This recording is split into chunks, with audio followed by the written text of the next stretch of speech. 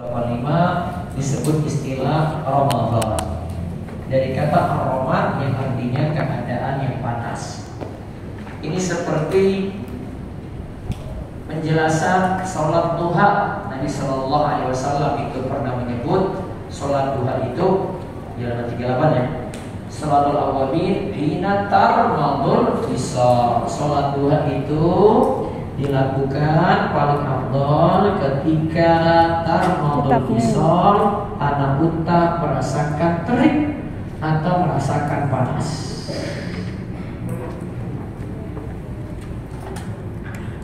Ada kata Ramadan.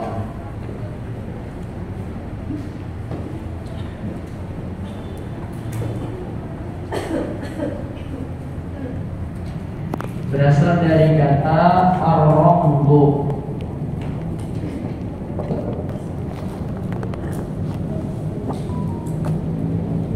Kalau dalam hadis tadi disebut tarmadu,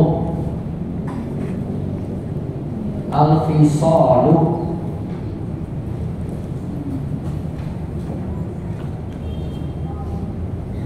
Al-fisal anak unta merasakan panas. Dibawa ke pengertian Ramadan, berarti Ramadan itu asal katanya dari keadaan yang panas.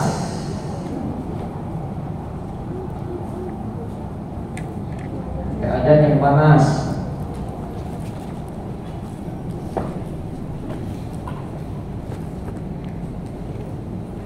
Ini diantara pengertian kalau dikaitkan dengan hadis tentang sholat duha tadi.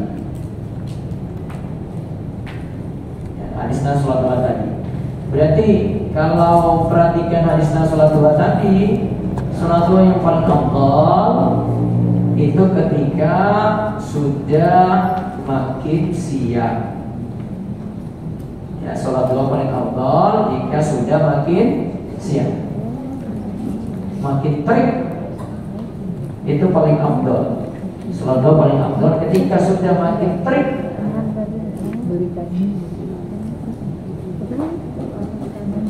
Lantas kita lihat bulan Ramadan itu bulan Al-Quran. Di bulan Ramadan diturunkan Al-Quran secara utuh dari Lauhul Mahfuz ke langit dunia.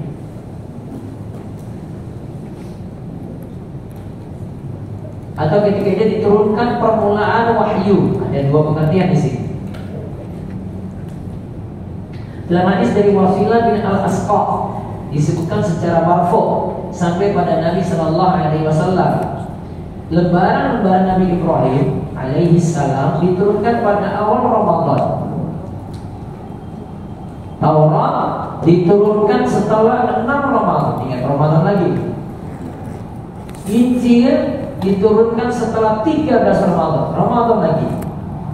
Al-Quran diturunkan setelah 24 Ramadan. Maka kesimpulannya dari hadis ini, kitab-kitab wahyu itu rata-rata diturunkan kapan? Di bulan Ramadan. Itulah tanda kemuliaan bulan Ramadan, karena Allah memilih bulan Ramadan untuk diturunkannya Al-Quran, bahkan kitab ilahiyah lainnya. Bahkan kitab ilahiyah lainnya.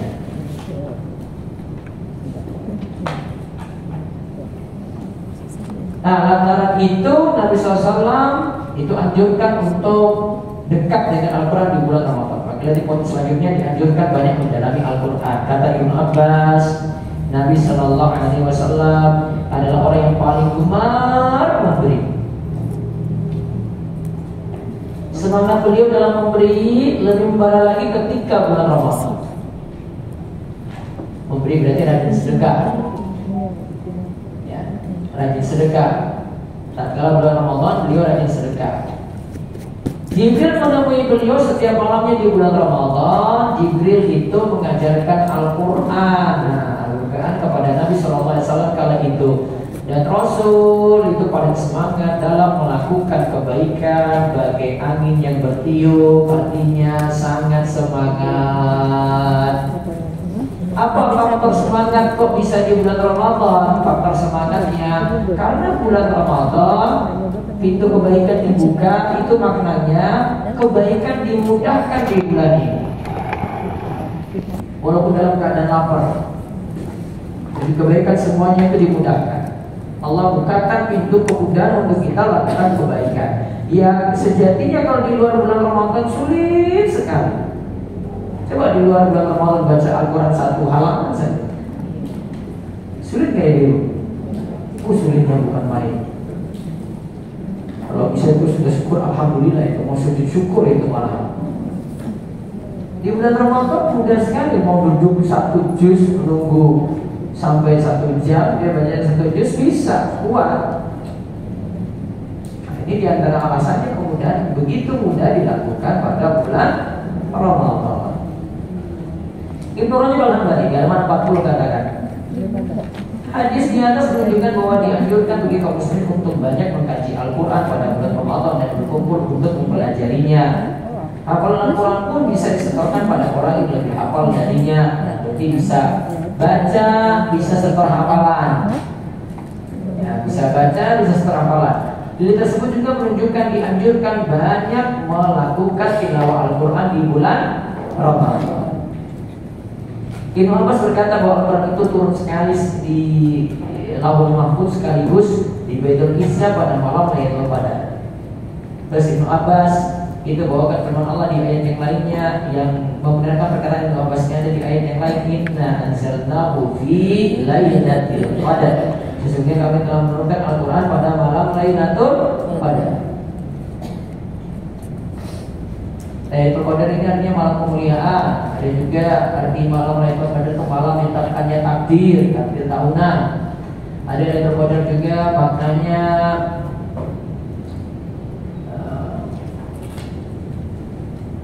malaikat itu turun sehingga dunia itu, permukaan bumi itu penuh sesak dengan malaikat.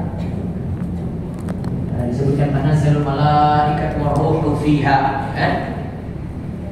Malaikat itu sesak penuh ketika malam Lailatul Qadar tadi. Makanya ketika malam Lailatul Qadar itu keadaan begitu tenang, cuacanya itu enak banget. Nah terus ayat yang lain, inna anzalnahu fi lailatin mubarakah.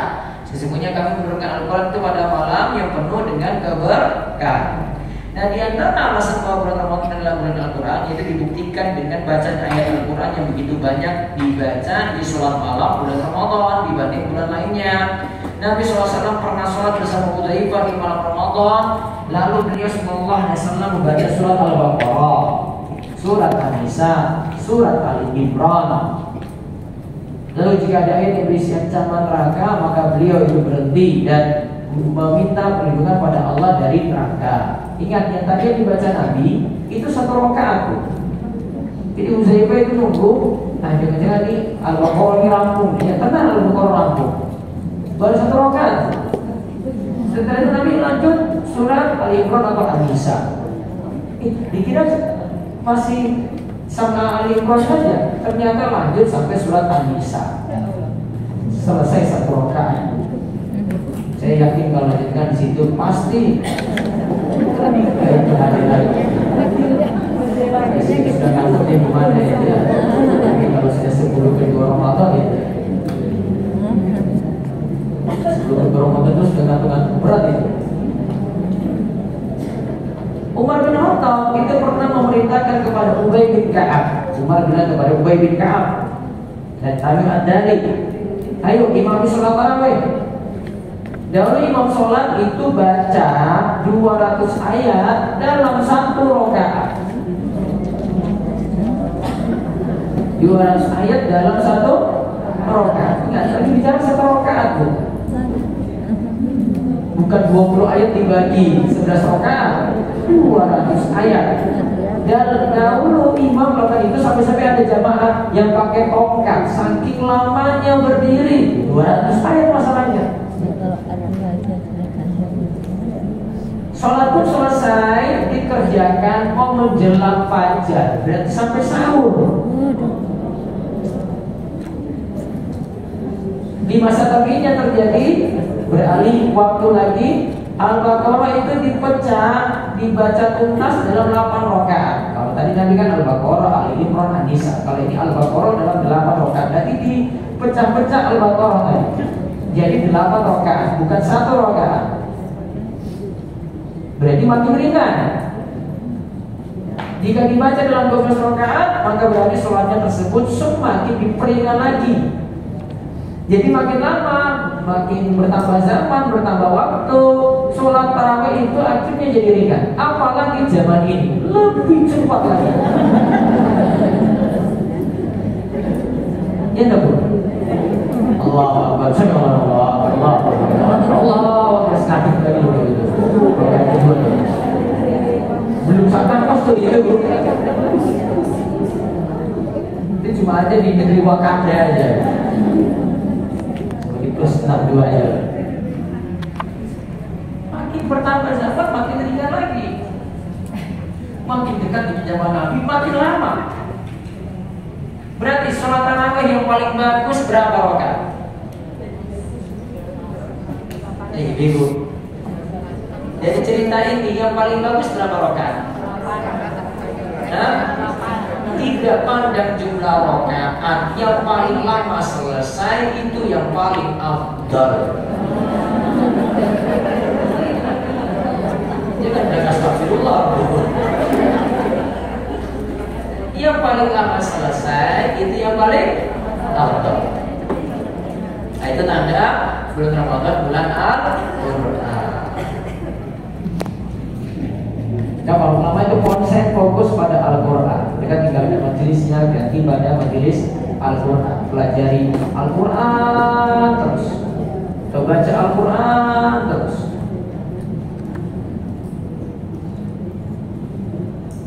Tapi ditekankan di sini ada yang sebenarnya kurang dari kita. Kita perhatikan ulama tadi, ya ulama ya kelas ulama, ibu-ibu sekalian. Tapi ada sesuatu yang mereka ingatkan. Baca Al-Quran itu yang penting tadabbur. Kenapa tadi mereka bisa capek banyak tuh? Mereka paham bahasa Arab, mereka ulama, mereka ngerti artinya gitu.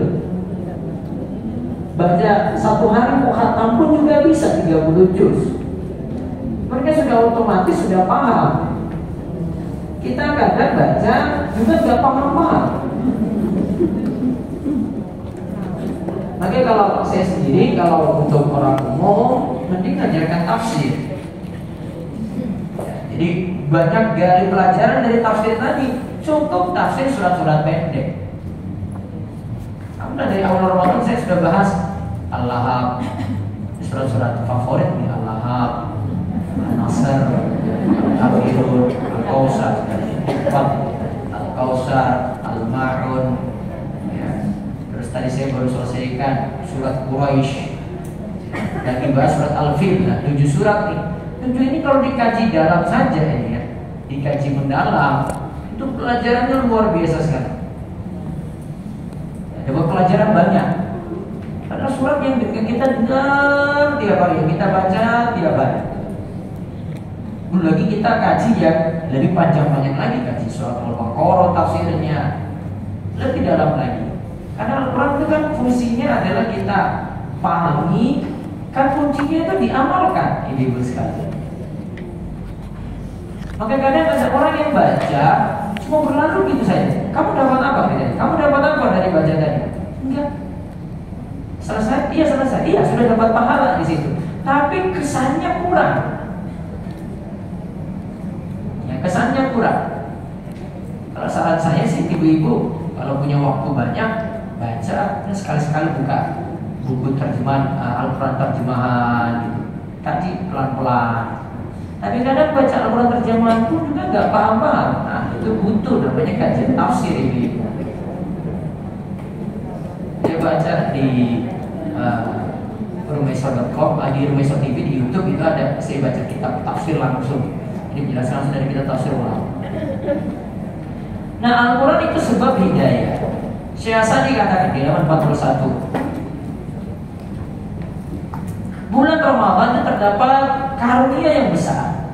Karunia tersebut adalah dengan diturunkannya karunia Al-Quran yang mulia.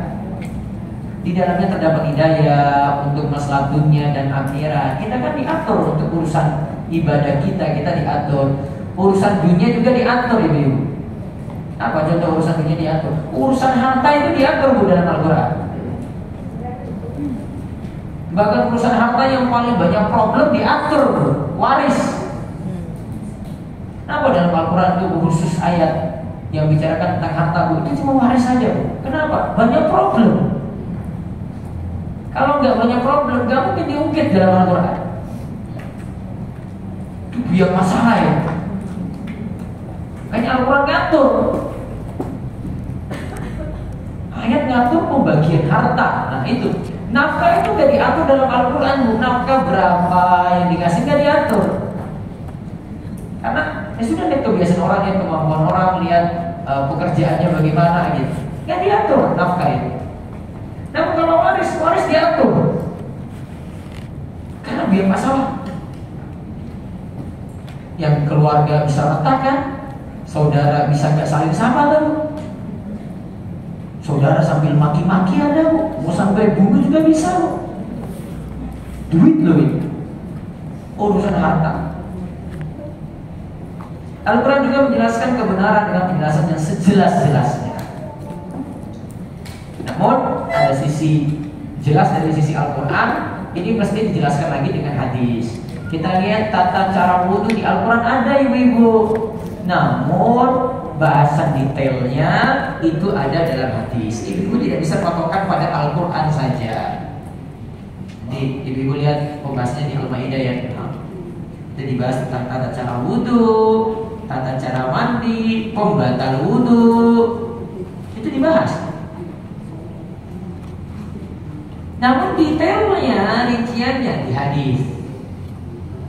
Atau dapat penjelasan lebih mudah lagi, ulama bahas dalam kitab-kitab fikih. Itu sudah kesimpulan dari dalil Al-Quran dan dari dalil hadis. Kemudian Al-Quran juga menerangkan manakah yang benar dan batil, manakah petunjuk dan manakah kesesatan, manakah orang yang akan bahagia dan akan sengsara.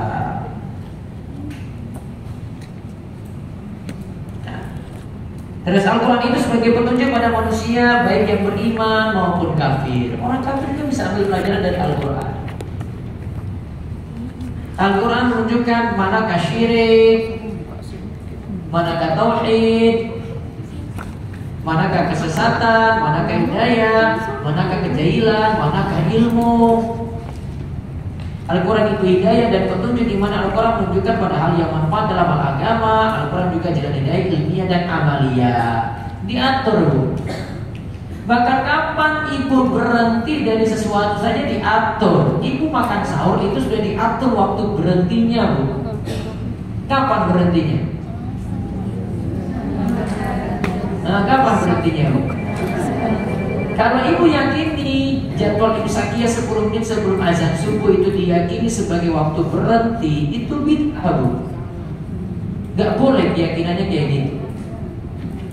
Oh, saya gak boleh makan minum lagi nih, sudah imsak nih, teriak dari masjid nih. Gak ada dalilnya, Bu. Itu banyak diingkari ulama, Bu. Itu cuma tanda saja. 10 menit lagi azan subuh. Sekarang baiknya berhenti, hati-hati. Kalau mau makan lagi boleh nggak? Boleh. Ibu yakini. Kalau orang awam tuh yakini nggak boleh makan minum lagi loh. Ini bid'ah mungkar namanya.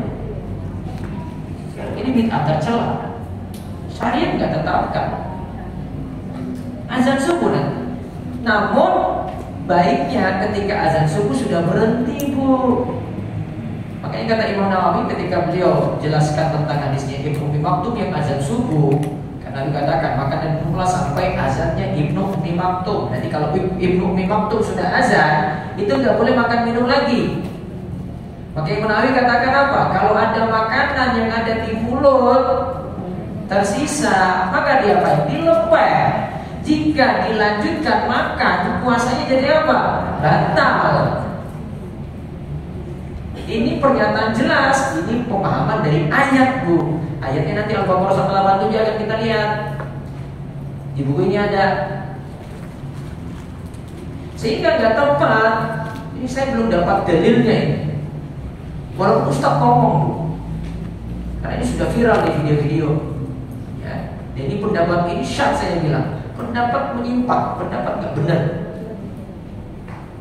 Harus diluruskan pendapat ini. Kalau dibilang berhentinya nanti azan subuhnya selesai, ini nggak ada dalil.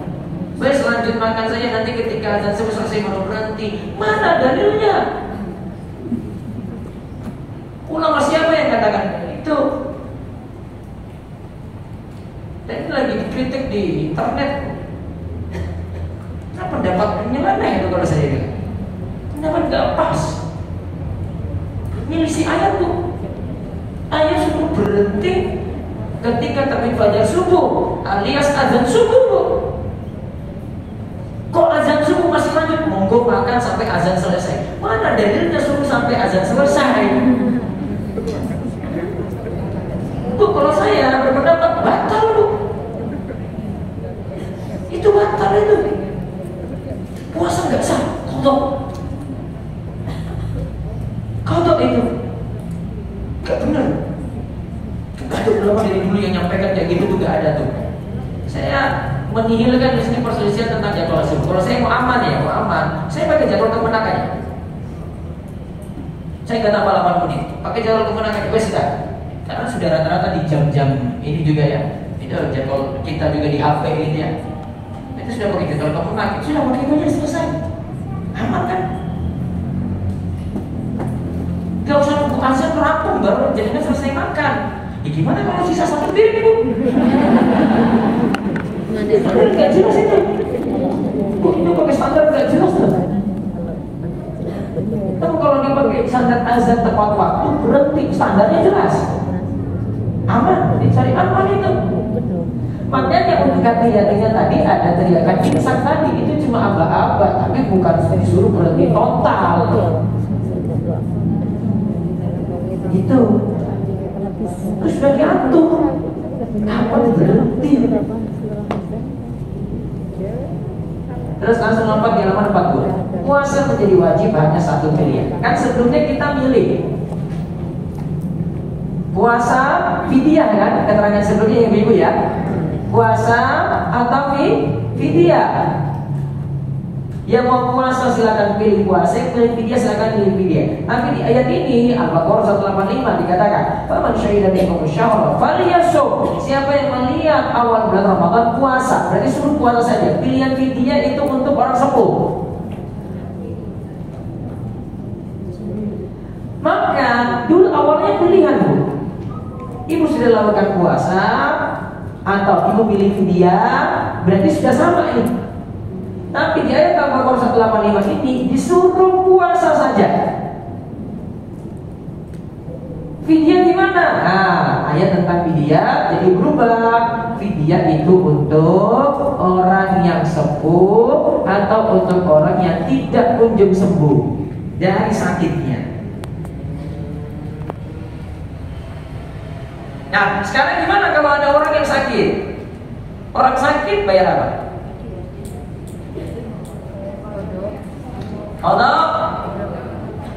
Kodok atau fidyah? Kodok. Kecuali kalau pesakitnya tidak kunjung sembuh, berbayar fidyah. Orang koma di rumah sakit bayar apa?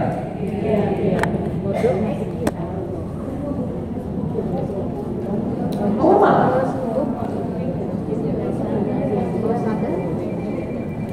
5 hari kemudian dia sadar lagi, bayar apa? Kodok Bu. Orang koma itu kodok. Dia fidyah kalau sakitnya tidak kunjung sembuh. Dokter vonis. Orang koma itu kodok Bu. Orang koma itu bukan sama dengan orang gila. Gila kesadaran Bu. Dia hilang kesadaran itu sementara saja karena sakitnya kan. Betul nggak? Nah sekarang kalau dia sakit, dokter sudah vonis, pokoknya kamu nggak bisa puasa lagi selamanya. Ternyata dia tempuh jalan pengobatan lain, kau tahu sembuh. Padahal ketika sakitnya tadi dia bayar fidyah terus. balik ke pensyariatan awal puasa tadi, Bu. Dia sudah lakukan fidyah kan? Maka kalau sudah lakukan fidyah, ya berarti sudah selesai kewajiban. Maka kalau dia sudah sembuh setelah 5 tahun misalnya, maka kewajibannya puasa lagi. Yang kemarin ketika dia sakit 5 tahun tidak perlu fidyahnya diganti qadha lagi. Karena dia sudah jalani apa tadi ya, di pensyariatan awal Islam tadi itu, puasa atau fidyah. Dia sudah bayar fidyah kok. Dan ketika itu kan divonis memang gak kunjung sembuh, maka dia bayar fidyah. Fidyahnya sudah sah. Nah terus saya lompat lagi Bu, di halaman 43. Ini bagian sakit dan bersabar. Ini sudah paham ya, sakit dan sabar sudah saya terangkan ya. Sakitnya tentu saja sakit yang berat. Kalau kata ulama Syafi'iyah, sakit yang menyebabkan seseorang itu tayamum. Sakit berat berarti Bu ya. Terus safar. Safar kemarin gimana syaratnya Bu? Sudah jalan syaratnya belum? Syarat safar boleh tidak puasa.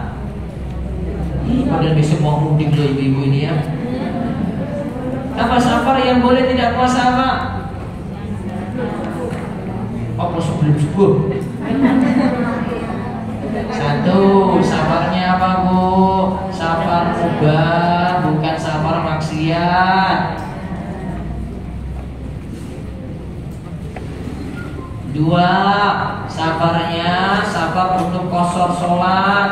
Safarnya sudah bisa qashar sholat. Jarak berapa? 84 kilo. Ingat jarak, pakai jarak. Jangan hanya keluar batas kota Bu. Nanti dulu malah susah juga. Masa cuma sampai Prambanan jadi kan sudah safar aja coba ya. Dari sini sudah bahkan logo itu Prambanan. Ya kan? Batas kota ini logo. Ya kan? Masa cuma sampai sini sudah safar? Enggak ya. 84 kilo. Nah, syarat yang ketiga.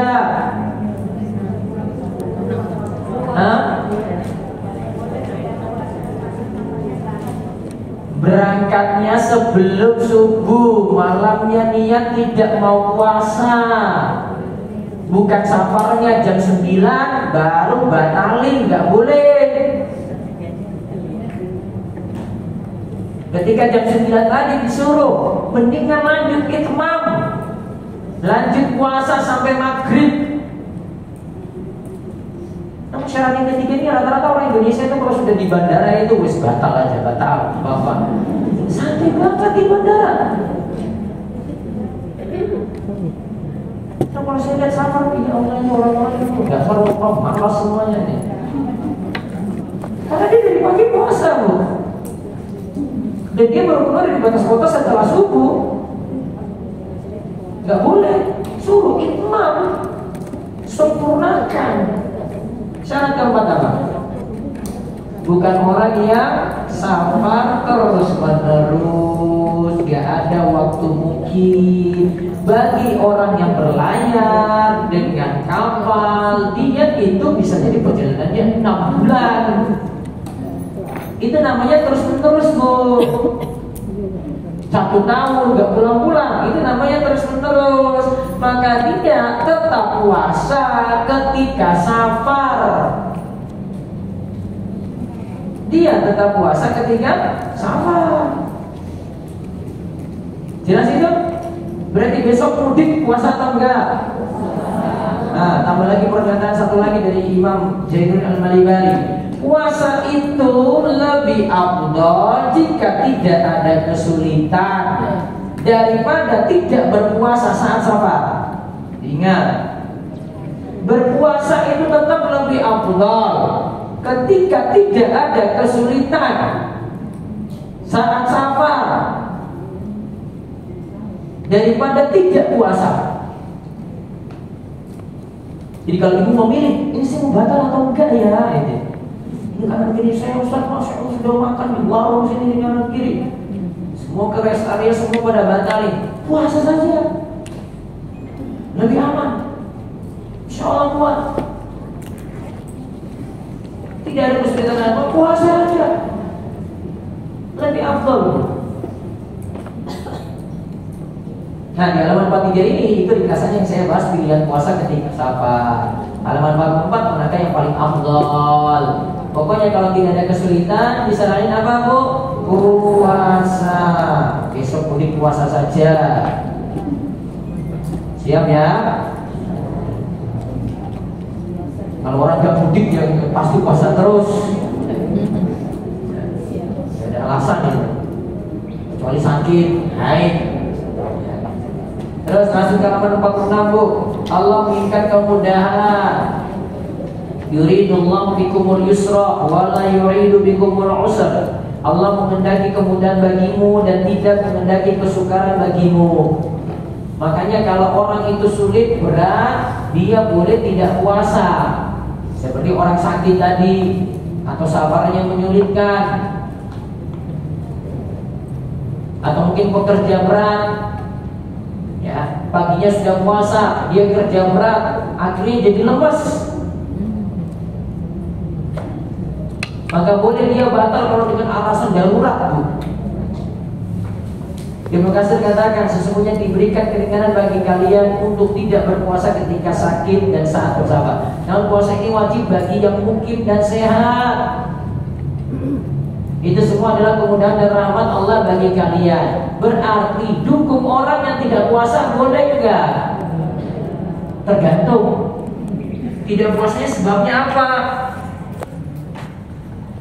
Berarti buka warung di tengah-tengah puasa siang hari boleh nggak, Bu? Warung makan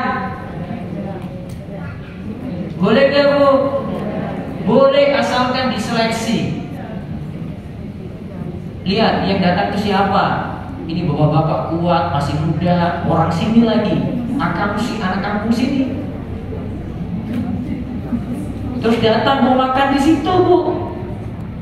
Berarti kan dukung dia tidak puasa kan? Nggak boleh. Kalau dia bilang, saya mau beli makan ini anak saya nggak puasa, mau puasa beduk ingin makan, dibeli terus bawa pulang, boleh. Atau istrinya ini lagi haid atau lagi hamil, lagi menyusui, nggak kuat puasa, lagi haid tidak boleh puasa, boleh. Atau mungkin musafir, boleh. Ini harus diseleksi. Bisa orang situ terus kuat, terus sehat, terus dia batal kan bisa, harus ada alasan yang kuat. Lalu di halaman 47 menyempurnakan bulan Ramadan. Bulan Ramadan sudah usai, kita sempurnakan 1 bulan penuh puasanya. Apa yang mesti dilakukan? Lihat di halaman 47. Walitukmil iddata. Dan hendaklah kamu mencukupkan bilangannya. Walitukabbirullaha ala ma hadakum. Dan bertakbirlah kepada Allah atas petunjuk yang diberikan kepada kalian. Wala'allakum tashkurun. Maka ayat ini adalah ayat yang jadi amalan kalau bulan Ramadan sudah sempurna. Disuruh apa? Bertakbir. Maka sejak matahari tenggelam di malam Idul Fitri disuruh apa? Bertakbir. Ya, ini takbir di hari raya Idul Fitri. Takbirnya nanti ingat, Bu, bisa dari malam tadi maghrib dan bisa juga kalau berangkat ke lapangan. Lihat waktu-waktunya seterangkan di halaman 48-49. Mau berangkat ke lapangan atau mungkin sholatnya dilaksanakan di masjid juga boleh. Mau berangkat ke masjid, takbir dari rumah. Dan disunahkan untuk mandi. Mandinya itu kaitannya dengan hari rayanya, bukan ke lapangannya. Jadi kalau ada yang nggak ke lapangan, nggak sholat misalnya, atau ada uzur, disunahkan mandi hari raya. Logikanya gimana? Masa hari raya kok nggak mandi? Kamu hari raya kan? Kok belum mandi sih? Nah itu kan logikanya gitu. Maka disunahkan mandi. Mandinya bukan kaitannya karena mau pergi ke lapangan, bukan karena hari rayanya. Beda kalau sholat Jumat, Bu. Kalau sholat Jumat karena mau pergi Jumatannya. Berarti yang nggak pergi Jumatan, nggak disuruh mandi Jumat, beda. Namun kalau untuk hari raya, yang pergi ke lapangan, yang tidak pergi ke lapangan, pokoknya disuruh mandi, disunahkan untuk mandi. Terus ada ucapan takbirnya di sini. Allahu Akbar, Allahu Akbar. Bisa 2 kali atau bisa 3. Allahu Akbar, Allahu Akbar, Allahu Akbar 3. Terus la ilaha illallah, wallahu akbar, Allahu akbar, walillahil hamd. Yang pertama itu bisa 2 kali takbir, bisa juga 3 kali takbir. Saya sarankan untuk masjid itu yang penting kompak, jangan satu nanti teriak 2 ini bilang 3 gitu. Akhirnya ini tetap 2 ini tetap 3. Ngotot masing-masing. Hari raya itu masih ngotot masalah takbir ya. Takbir kayak gitu. Cuma gara-gara 2 dan 3, 2 dan 3 ini dua-duanya itu ada riwayat, Bu. Tinggal pilih yang mana. Ada lagi lafaz takbir yang lainnya. Allahu Akbar kabira, Allahu Akbar kabira, Allahu Akbar walillahil hamd wa ajal, Allahu Akbar ala ma hadana. Disuruh bertakbir tadi. Nah, waktu-waktunya tadi diantaranya sudah saya sebutkan. Nah, takbir ini adalah perintah untuk bersyukur. Kita dikatakan di sini bersyukur, lihat di halaman 51. Hendaklah bersyukur kepada Allah ketika telah sempurna menjalankan ibadah di bulan Ramadan. Itu semua adalah taufik dan kemudahan dari Allah pada hamba-Nya. Allah yang beri kemudahan pada kita. Syukur sendiri adalah memuji yang memberi nikmat. Ibnu Katsir rahimahullah berkata, jika engkau telah menjalankan perintah dengan melakukan ketaatan, menunaikan yang wajib, meninggalkan yang haram, menjaga batasan Allah, moga dengan menjalankan seperti itu dapat termasuk orang yang bersyukur. Terus Syekh At-Tarifi hafizahullah mengatakan, macam syukur yang paling sempurna adalah bersyukur sebelum ibadah, dan juga ketika beribadah, dan juga setelah sempurnanya ibadah. Berarti syukur 3, Bu. Sebelum, ketika, setelah sempurna. Di halaman 51 itu, Bu. Ya, sebelum ibadah, ketika beribadah, setelah sempurnanya ibadah.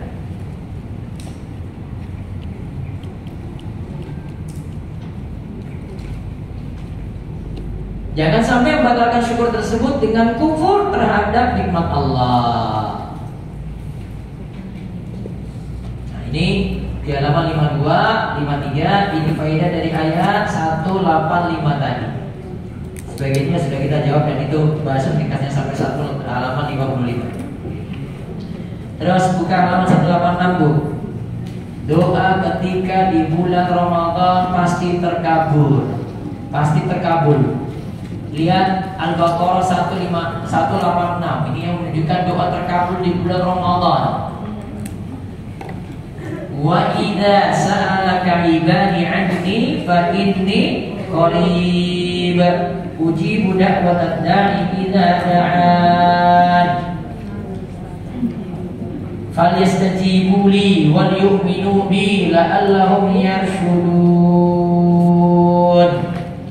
Dan apabila hamba-hambaku bertanya kepadamu tentang aku, maka jawablah, aku itu dekat. Allah itu dekat. Aku mengabulkan permohonan orang yang berdoa. Apabila ia memohon kepadaku, maka hendaklah mereka memenuhi segala perintahku, dan hendaklah mereka beriman kepadaku, agar mereka selalu berada dalam kebenaran.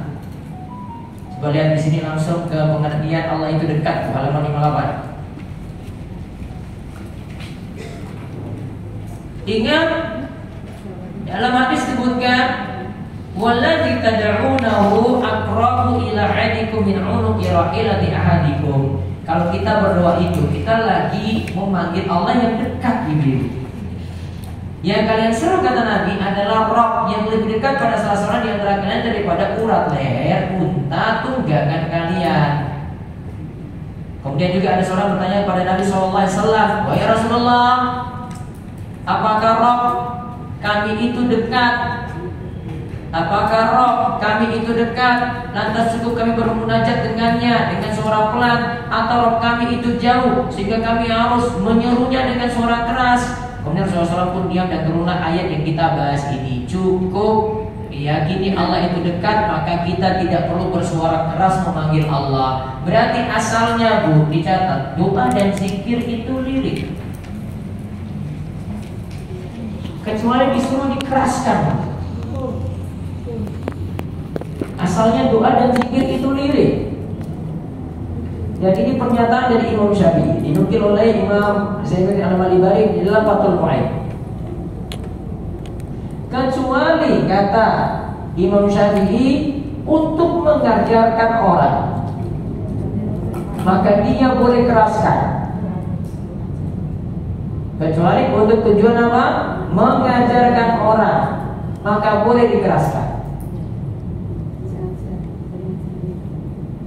Misalnya saya mau ngajarkan ibu-ibu ya, ayo ibu-ibu zikir pada sholat witir. Apa itu zikir pada sholat witir? Nah, Subhanal Malikul Quddus. Nah, ini kan ikuti Subhanal Malikul Quddus, Subhanal Malikul Quddus, Subhanal Malikul Quddus 3 kali tak? Terus Rabbil Malaikati Warruh. Ada lagi doanya. Allahumma inni a'udzu biridhaka min sakhatik wa bi mu'afatika min 'uqubatik wa a'udzu bika minka la uhsi sana'an 'alaik anta kama asnaita ala nafsi. Kalau imam itu lihat jamaah itu nggak hafal-hafal doa ini, dia tutup boleh, karena tujuannya untuk mengajarkan. Kalau bagi prinsip Imam Syafi'i boleh. Namun asalnya tadi apa? Doa dan zikir itu lirik. Maka doa dan zikir ba'da sholat juga demikian Bu, asalnya lirik. Cukup baca sendiri-sendiri. Alasannya apa? Allah itu dekat. Lihat lagi di anak halaman 60. Allah itu dekat dan Allah tetap maha tinggi. Ibnu Taimiyah katakan, kedekatan dan kebersamaan Allah yang disebutkan dalam Alkitab, yaitu Al-Quran dan As-Sunnah, tidaklah bertentangan dengan ketinggian Allah. Tetap Allah maha tinggi. Tidak ada sesuatu pun yang semisal dengan Allah dalam setiap sifat-sifatnya. Allah maha tinggi namun dekat. Allah maha dekat namun tetap berada di ketinggian. Allah itu tinggi di atas sana tapi dekat dengan kita. Dan tidak boleh menyatakan zat Allah itu ada di muka bumi sini Bu. Juga tidak boleh menyatakan Allah ada di hati saya. Tidak benar itu. Karena jenengan saya sudah yakini Allahu Akbar. Apa artinya Allahu Akbar? Hatinya muat Bu. Hatinya muat nggak? Nggak muat. Saya yakini Allah Maha Besar kok.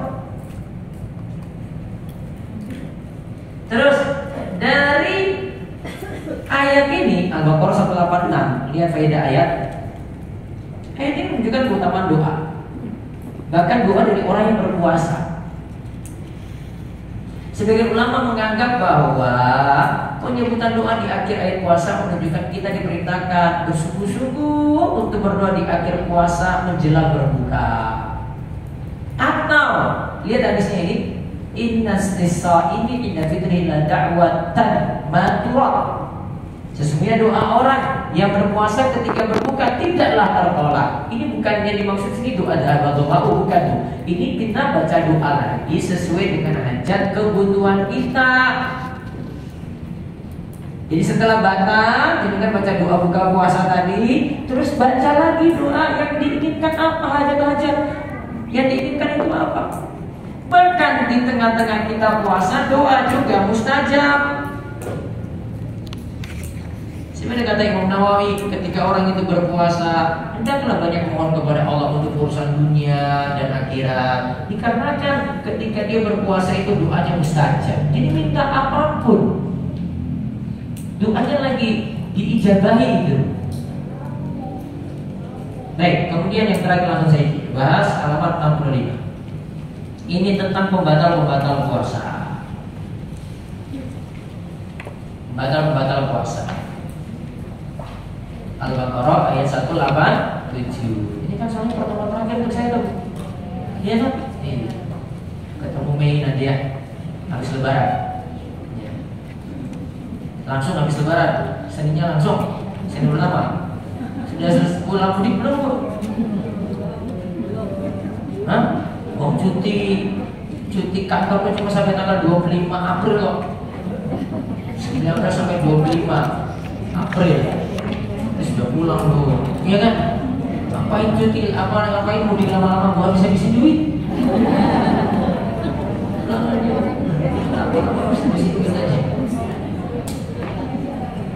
Lihat ayat Al-Baqarah 187. Uhilla lakum lailatus siyami rafasu ila nisaikum hunna libasun lakum wa antum libasun lahun.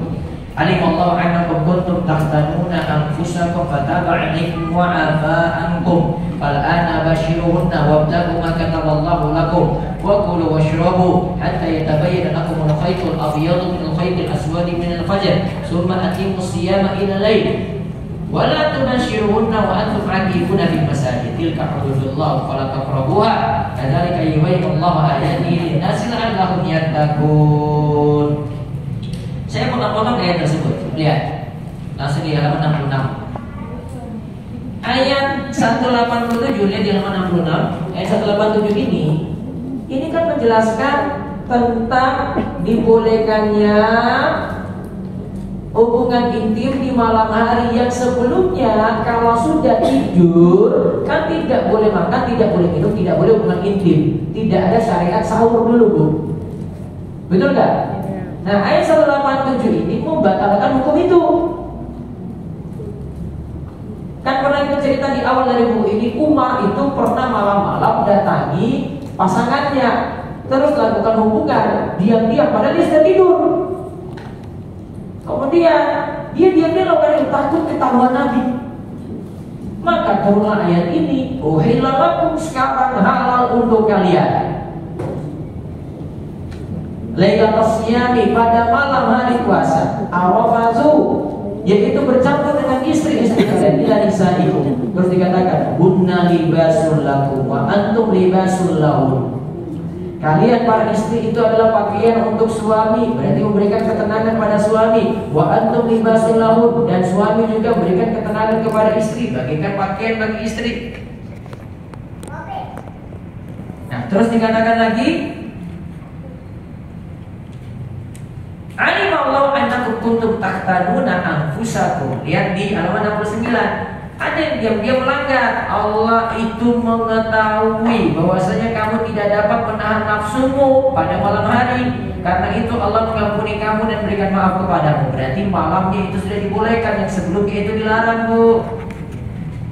Terus di halaman 70. Fal'ana bashiruhunna wabtagu ma kataballahu lakum. Pada malam hari silakan saat ini boleh kalian mencampuri istri kalian dan raihlah apa yang telah ditetapkan untuk kalian. Di antara maksud meraih apa yang ditetapkan oleh untuk kalian itu adalah raih keturunan.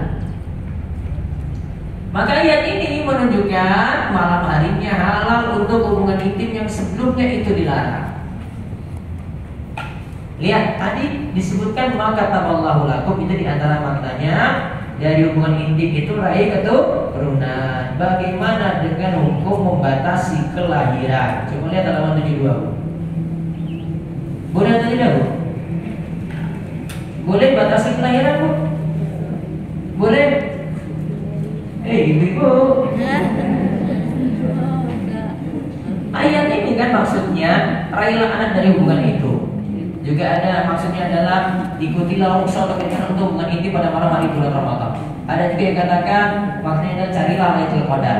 Ada juga maknanya ikutilah Al-Qur'an. Maka Syekh Muhammad Sulaiman Al-Munajjid katakan carilah dengan jima itu untuk mendapatkan keturunan. Maka asalnya kalau dia itu tidak mau punya keturunan lagi dengan keyakinan takut gak dapat rezeki, itu gak boleh. Namun kalau dia cuma sekadar membatasi saja, hukumnya boleh-boleh saja. Ada di penjelasan di halaman 73 dan 74. Terus malam hari hubungan intim berarti ketika masuk subuh ada kemungkinan masih ada yang dalam keadaan junub. Nah, ini disinggung di halaman, saya singgung di awal kayaknya. Lihat di halaman 77. Siapa yang melakukan hubungan intim sebelum fajar subuh lantas akan terbit fajar subuh dan ia melepaskannya segera sehingga ia masuk puasa dalam keadaan junub, puasanya tetap sah. Ya, puasanya tetap sah. Namun kalau dilanjutkan ketika tadi azan subuh, Bu, maka apa yang terjadi? Puasanya sah atau tidak? Batal. Terus kena kafarat atau tidak, Bu? Kafarat. Siapa suruh lanjut? Kafarat, Bu. Maka kalau makan saja nggak ada istilah nanggung lanjut, Bu. Itu kan tadi, makanya kalau pakai pengertian azan subuh rampung, Bu. Bisa jadi orang hubungan ini sampai azan subuh rampung, Bu. Ya, itu kalau itu saja nggak boleh makan dan minum sampai azan subuh rampung, maka sama dengan ini. Kan harusnya penerapannya sama. Maka jangan pakai standar yang nggak jelas, Bu. Kena kafarat, loh, bahaya banget. Sekarang saya singgung tentang iktikaf. Karena setelah ayat ini dibahas tentang iktikaf. Lihat di halaman 79. Allah katakan, "Wala tubashiruhunna wa antum 'akifuna fil masajid." Janganlah kalian menjumpai istri kalian sedangkan kalian sedang beriktikaf di dalam masjid. Berarti kesimpulannya gampang sekali nih, Bu. Iktikaf itu ibadah yang dilakukan di masjid. Terus larangannya apa? Iktikaf itu tidak boleh yang iktikaf keluar, dia pulang ke rumah, terus hubungan intim, terus balik lagi. Nah, itu gampangannya kayak gitu pengertian ayat tadi. Nah, disebut masjid yang masuk area masjid dan masjidnya ini ada sholat 5 waktu, Bu. Situ ada teras dikit kan? Kecil banget terasnya, Bu. Nah, itu masih boleh itu, Bu. Di luar itu sudah luar masjid namanya. Karena di sini nggak pakai pagar ini. Kalau pakai area pagar berarti pagarnya, Bu. Hanya boleh keluar kalau ada urusan mendesak. Kamar mandinya di sana, jauh, saya orang ke sana. Boleh, dia balik lagi. Tapi kalau cuma ke sana tujuannya, nggak boleh dia tujuan ke rumah kemudian ingin temui istrinya, terus hubungan intim, terus balik lagi, nggak boleh. Nyambi nggak boleh. Jadi nyambi namanya. Tujuannya satu aja, ke sana balik sini. Nah, sekarang standar iktikaf, saya ringkaskan sini. Iktikaf itu standarnya, Bu, diam sesaat. Imam Nawawi katakan, jadi kan masuk masjid, niat duduk, saya mau iktikaf. Misalnya jadi kan sholat subuh di masjid ya, saya mau iktikaf nanti sampai waktu syuruk. Bu, itu sudah iktikaf namanya. Dengan niat aja. Tidak disuruh 1 malam, tidak disuruh berapa jam, enggak. Maksimalnya tidak dibatasi, minimalnya tidak dibatasi. Terus apa manfaat dari iktikaf? Tujuan paling besar dari iktikaf itu adalah agar fokus dalam ibadah dan tinggalkan urusan duniawi. Kalau mau iktikaf tenang, Bu, iktikafnya jauh. Kok Gunung Kidul sana, Bu? Cari yang gak ada sinyal, yang gak ada ATM, yang bekerja bisa ditinggal, Bu. Wah, kalau cuma orang condong catur sini, iktikafnya ya bisa pulang, Bu. Iya gak? Cari ke hutan sekalian, Bu. Yang jenayah bisa fokus ibadah di situ. Yang penting kan nggak safar gitu. Cuma tujuan dekat aja. Tujuan iktikaf kayak gitu, ingin fokus dalam ibadah, tinggalkan urusan dunia untuk sementara waktu. Maka di dalam iktikaf itu ngobrolnya itu seadanya, Bukan dalam ketika malah ketemu ibu-ibu banyak ngobrol lagi ngobrol dari waktu 2 sampai waktu zuhur, malam dari bareng isya sampai subuh ngobrol terus aja. Bukan pindah tempat bu, di luar masjid ngobrol terus, di masjid juga sama saja, bukan. Jangan pindah tempat bu. Kadang-kadang kita cuma pindah tempat aja. Pindah makan di rumah, pindah ke masjid. Di rumah makannya banyak, di masjid juga banyak. Di rumah tidurnya banyak, di masjid juga tidurnya banyak. Bukan pindah tempat bu. Ingin fokus dalam ibadah, tinggalkan urusan-urusan dunia. Dan tujuan utamanya ingin dapat Lailatul Qadar. Pada malam berapa Lailatul Qadar bu? Nah, pada malam berapa? Bisa ganjil, bisa genap. 21, 22, 23, 24, 25, 26, 27, 28, 29, 30. Kalau jumlah malam Ramadan cuma 29, berarti hitung dari sini dan dari belakang sama. Malam ganjil berarti 21, 23, 25, 27, 29. Itu dari belakangnya juga sama. 29, 27, 25, 23, 21. Sekarang kalau jumlah malam Ramadan genap 30. 30 ya. Saya hitung malam ganjil. Dari sini dulu. Dari 21, 23, 25, 27, 29. Malam ganjilnya ya. Tapi hadis tadi menyebutkan 3 hari dari sini ya. 9 hari yang tersisa. Hadis sebut 9 hari yang tersisa. Hitungnya dari belakang bu. 30, 1, 2, 3, 4, 5, 6, 7, 8, 9, 22. 7 malam yang tersisa. Berarti apa? 1, 2, 3, 4, 5, 6, 7, 24. 5 malam tersisa. Kalau malamnya 30 ya. 1, 2, 3, 4, 5. 3 malam tersisa. Nah, 1 malam tersisa. Nah, berarti semua dong. Jangan pilih-pilih. Jangan pilihnya nanti malam ganjilnya saya di masjid, malam genapnya nanti saya di mall gitu. Full semua. Mulanya masih siang aja bu. Malam nanti ibadah ke masjid aja. Iya kan? Jangan pindah itikafnya di mall bu. Fokus kali malam terakhir itu kayak gitu. Jadi kesimpulannya bisa malam genap juga kan? Bisa, karena tekstual hadis tuntut kayak gitu. Itulah pendapat dari Ibnu Taimiyah. Karena hadis ada teksnya bilang 9 malam tersisa, 2 malam tersisa, 5 malam tersisa, 3 malam tersisa, 1 malam tersisa. Begitu hitungnya. Maka ada ganjil, ada genap. Dan ingat, Lailatul Qadar itu jangan cari tanda, karena rata-rata tandanya itu sesudah terjadi.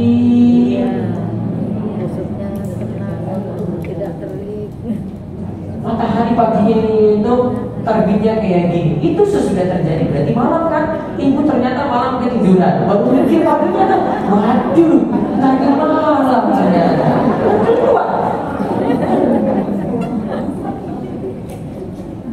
Tapi yang jelas dapat Lailatul Qadar itu siapa? Yang jelas dapat siapa? Yang seluruh malam bulan Ramadan dia isi taraweh terus bu. Pasti dapat. Pasti dapat nggak? Oh ya, ini ada pemahamannya beda lagi. Kayaknya mikir kayak malam tahun baru, kayaknya nunggu sampai jam 12 malam gitu ya. Bu, maghrib sampai subuh jam berapa? 4 ya, taruhlah gitu ya. Lailatul Qadar ini seluruh malam ini bu. Bukan pukul jam 12 itu nanti itu doang. Ada, ini ada. Nggak pakai jam tertentu bu. Kan dalam ayat sebutkan apa? Hatta matala'il fajar. Dari malam sampai terbit fajar di sini. Berarti ada ada sholat maghrib jenengan lakukan di sini, ada isya lakukan di sini ada tarawih juga kan? Sudah dapat Bu. Malam tambah lagi tahajud di sini nih, dapat. Kalau kamu mau tidur ibadah terus, ya sudah dapat semua.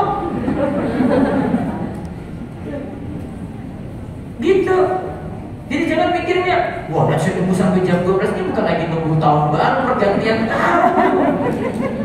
Ini seluruh malam ini, bukan nunggu 1 jam tertentu. Jelas Bu? Jadi kan dapat di awal malam ini disebut hidupkan malam Lailatul Qadar. Dapatnya di sini berarti hidupkan Lailatul Qadar juga. Cuma di tengah malam sini dapat Lailatul Qadar juga Bu. Jelas? Sekarang lagi haid di mana? Gak usah itikaf. Terus di rumah ngapain? Tidur. Zikir bisa, doa bisa.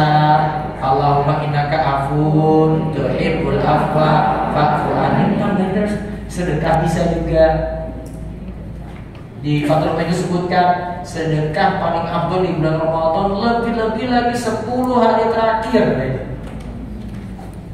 Lebih-lebih berarti lebih itu kalimatnya lebih besar pahalanya. Apalagi pas dengan malam Lailatul Qadar.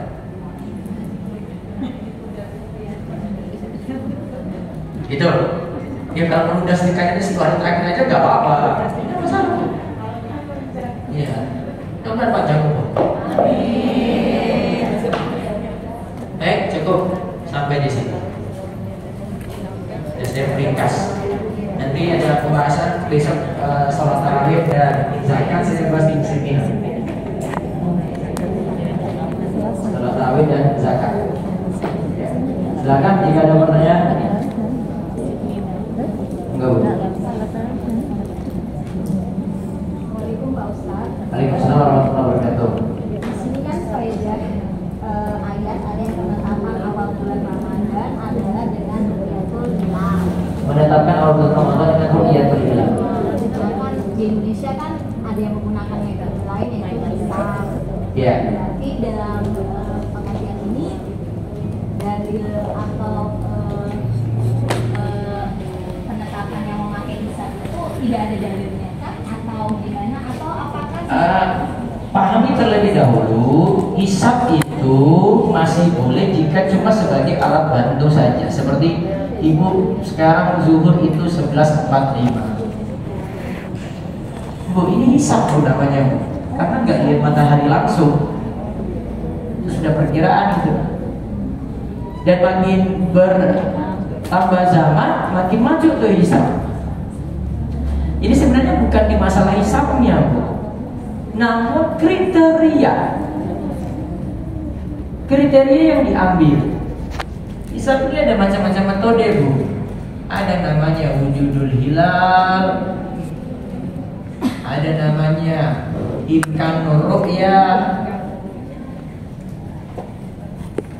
dan yang lainnya. Nanti bisa baca di internet itu, cari penjelasan dari Profesor Thomas Jamaluddin. Ini penasihatnya Kemenak kalau mau ru'yat hilal ya. Nah, dua metode ini jadi perselisihan kalau di negeri kita. Kalau saya lihat pemerintah itu longgarkan dua-duanya. Kalau mau aman, harusnya pemerintah itu putuskan salah satu dia tetapkan gitu loh. Sehingga rakyat nggak bingung. Kan sekarang ibu-ibu bingung. Dia itu satu rumah bisa besok puasa hari raya Jumat Sabtu loh bisa. Kemungkinan besok berbeda. Wujudul hilal ini nganggap di atas 0 sudah itu dikatakan hilal terlihat. Hilal ada, akan terlihat. Imkanur ru'yah ini butuh untuk dilihat dulu. Yang paling mungkin kalau derajatnya itu sudah sampai 3 derajat namanya Bu. Itu perbedaannya. Sehingga nanti penetapan tanggalnya berbeda. Harusnya pemerintah itu tetapkan salah satu dan putuskan. Sudah semuanya pada ini. Namun pemerintah kita terlalu baik sekali. jadi maksudnya negara kita doang Pak Ustaz terjadi. Iya di negara itu Wakanda aja. Perbedaan seperti ini berarti. Di negara lain nggak ada kayak gini. Saking tolerannya itu loh. Di Saudi nggak ada kayak gini Bu. Nggak ada kayak di Indonesia, nggak ada. Jadi ya cuma satu pendapat aja. Bicara satu aja pemerintah bilang apa sudah kalau di sana. Di sini aja. Indonesia itu unik Bu. Terakhir-terakhir itu bisa 4 kali juga bisa. Nanti ada aliran apa? Ternyata Rabu sudah lebaran. Ada lagi Kamis sudah lebaran. Ada lagi yang Jumat. Ada lagi yang Sabtu. Mungkin nanti ada hari Ahad ada tuh. Itu cuma di Indonesia aja lah kayak gitu. Lebaran sampai 5 itu ada. Nanti berapa dia ada?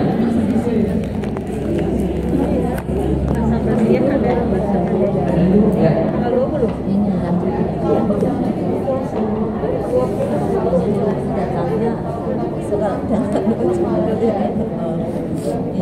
Sedekah lebih banyak ya pahalanya. Bayar zakat apa? Zakat mal. Zakat mal itu haulnya kapan?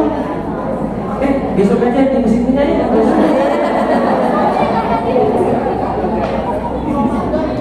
Tidak bisa Bu. Ibu misalnya kewajiban haulnya itu di bulan Sya'ban, mesti bayar di bulan Sya'ban, nggak bisa bulan Ramadan. Ibu pas Ramadan awal apa akhir? Ya wes akhir aja ya. Karena sudah kebiasaan kan. Tapi kalau hal yang tepat itu di mana harta tersebut mencapai nisab, baru nanti kita tahu haulnya. Kalau mesti di bulan Ramadan, bisa di bulan Syawal dan seterusnya. Jika kita ingin mendapatkan pahala sholat syuruh, namun semisal pada saat menunggu waktu syuruh kita sempat pulang ke rumah untuk ke toilet, lalu kembali lagi ke masjid, apakah tetap mendapat pahala syuruh? Kalau toiletnya ada di masjid, sekitar masjid, di situ aja. Kalau sudah habis membaca, balik lagi ke dalam masjid, jangan terlalu jauh. Ya, jangan terlalu jauh. Ini ada pembahasannya di pembahasan itikaf sebenarnya. Jadi ada yang ikut menaikan hajat. Menaikan hajat kamar mandi cuma dekat situ. Tapi dia cari kamar mandi yang jauh sekali sana. Enggak boleh. Kalau itikaf kayak itikaf, yang ada yang dekat dia pakai yang dekat terus balik lagi ke masjid. Karena kan dia niatannya dia di masjid kan. Berarti dia perlu yang di dekat saja. Bukan dia sengaja cari yang jauh. Tapi ini lebih nyaman. Ini bukan masalah lebih nyaman. Ya. Kalau mau diterapkan untuk sholat syuruh kayak tadi berarti menyambut Lailatul Qadar bagi perempuan lebih afdal di rumah atau itikaf. Kalau bisa itikaf, afdalnya itikaf. Terus kalau usia sudah sepuh tapi tidak sakit, tidak kuat puasa, apakah masuk fidyah atau qadha? Tapi tidak sakit, tidak kuat puasa. Nah, berarti fisik ya, fisiknya sudah tidak kuat lagi itu namanya Bu. Kalau tidak kuat puasa berarti gantinya apa? Fidyah. 1 hari 1 mud. Adik saya keluar negeri malam takbir. Qadarullah, apakah boleh tidak sholat id berhubung harus transit ke Bangkok terlebih dahulu? Sholat itu hukumnya apa? Wajib apa sunnah? Sunnah. Maka kalau memang ada ujian seperti ini boleh luput dari sholat id, tidak masalah. Ada lagi? Ada lagi Ibu? Ya.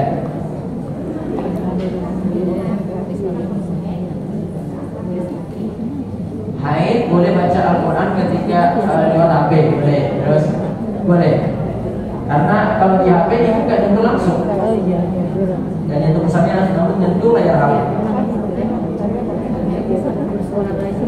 Boleh. Menurut pendapat yang boleh. Ya. Kalau mau puasa Syawal, apakah harus qadha puasa terlebih dahulu? Lebih aman qadha puasa terlebih dahulu. Lebih aman itu.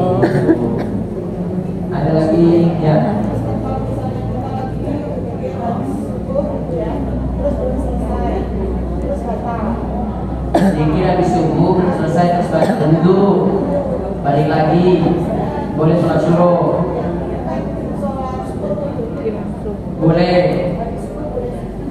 boleh. Itu sholat sunnah wudhu punya sebab, boleh. Sholat yang punya sebab masih boleh dilakukan di waktu terlarang. Di waktu terlarang itu sholat misalnya pada subuh sampai matahari meninggi, habis asar sampai matahari tenggelam ya. Boleh lakukan berapa sholat? Yang pertama, sholat yang punya sebab. Yang kemudian yang kedua, sholat jenazah. Kemudian yang ketiga, qadha sholat. Kemudian yang keempat, untuk siapa saja yang melaksanakan sholat di Masjidil Haram, tidak ada waktu terlarang untuk sholat. Bebas.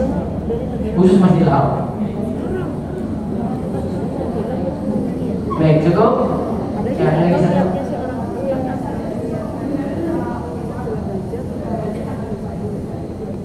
Dua 29 dan 30.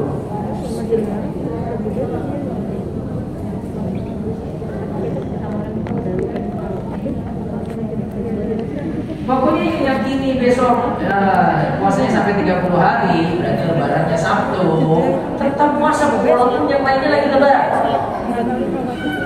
Karena menurut keyakinan dia kayak gitu. Ya, pakai keyakinan dia, pakai keyakinan orang. Karena gak mungkin dalilnya itu sekarang gak puasa, besok sholat Id, gak mungkin bu. Iya kan? Gak mungkin. Jadi kalau dia mau pakai 30, berarti hari Sabtunya sholat 30 tetap puasa walaupun orang lagi takbiran. Karena prinsipnya beda. Ada lagi? Ya bu.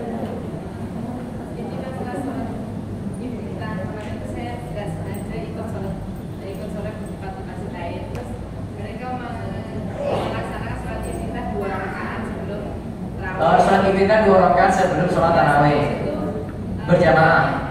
Iya, berjamaah. Dipimpin imam. Iya, terus bacaannya Al-Fatihah saja.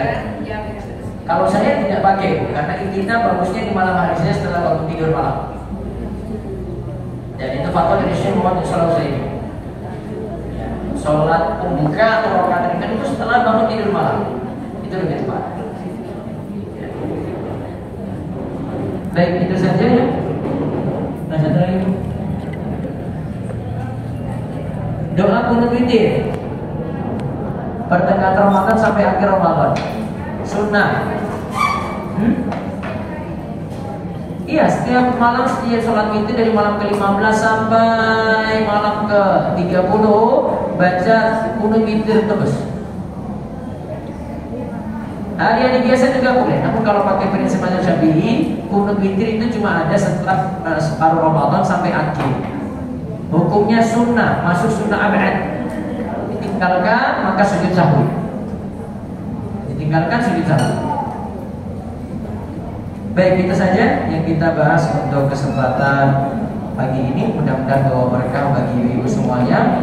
Dan makasih untuk sumbangsinya untuk kegiatan kami di Darus Sholihin, baik buka puasa maupun sumbang kematiannya. Semoga bawa berkah untuk jamaah yang mendapatkan bantuan tersebut. Dan demikian ya, kita ketemu lagi insya Allah di bulan Mei, pekan pertama langsung tanggal 1. Iya, tanggal 1. Ya, siap. Baru landing langsung isi berarti. Enggak, saya selesai Sabtunya. Sininya kan? Yang pertama. Ya. Baik, itu saja. Kami cukupkan. Assalamualaikum warahmatullahi wabarakatuh.